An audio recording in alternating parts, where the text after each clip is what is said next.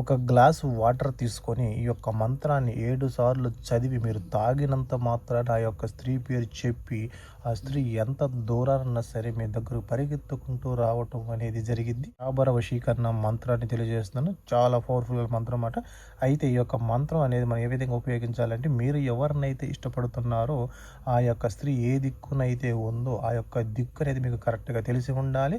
వాళ్ళు స్త్రీలు కానీ, పురుషులు కానీ, భార్య కానీ, భర్త కానీ ఎవరైనా సరే వాళ్ళు వచ్చేసి ఒకవేళ మీకు మీ మధ్య గొడవలు వచ్చి విడిపోయి వెళ్ళిపోయి ఉన్నవాళ్ళు కానీ, లేకపోతే మీ భార్య కానీ, మీ భర్త కానీ, మీ లవర్ కానీ ఎవరైనా సరే థర్డ్ పార్టీ వ్యక్తి వచ్చేసి వీళ్ళని తీసుకొని వెళ్ళిపోయి ఉన్నారు, వాళ్ళ మీద చేతబడి ప్రయోగం చేసి ఉన్న వాళ్ళైనా సరే, అటువంటి చేతబడి ప్రయోగాలు లేకుండా సరే నార్మల్గా ఉన్న వ్యక్తులైనా సరే, అటువంటి వాళ్ళు ఎవరైనా సరే మీ నుండి దూరంగా ఉన్నారు, మళ్ళీ వాళ్ళు మీ దగ్గరికి రావాలనుకుంటున్న వాళ్ళు ఎవరైతే ఉన్నారో శాబర మంత్రాన్ని మీరు ఒక గ్లాసు మీద 7 సార్లు చదివి మీరు తాగినట్లయితే వాళ్ళు ఎంత దున్నా సరే మీ దగ్గర పరిగెత్తుకుంటూ రావడం జరిగింది అన్నమాట. వాటర్ తీసుకొని మీరు ఆ యొక్క గ్లాసులో ఆ యొక్క స్త్రీ పేరు చెప్పుకుంటూ మీరు ఈ యొక్క మంత్రాన్ని మీరు 7 సార్లు చదవాలన్నమాట. చదివిన తర్వాత అప్పుడు ఆ వాటర్ అనేది తాగాలి. అయితే ఆ స్త్రీ ఏ దిక్కునైతే ఉందో ఆ దిక్కుకు తిరిగి ఈ యొక్క మంత్రం 7 సార్లు చదివి తాగినట్లయితే ఆ యొక్క స్త్రీ మీ దగ్గర పరిగెత్తుకుంటూ రావడం జరిగింది.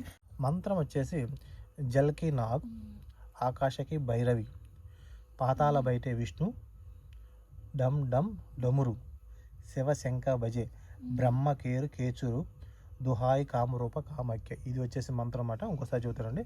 జలకి నాగ్, ఆకాశకి భైరవి, పాతాళ బయటే విష్ణు, డమ్ డమ్ డమురు, శివశంక భజే, బ్రహ్మ కేరు కేచురు, దుహాయి కామరూప కామాఖ్యకి.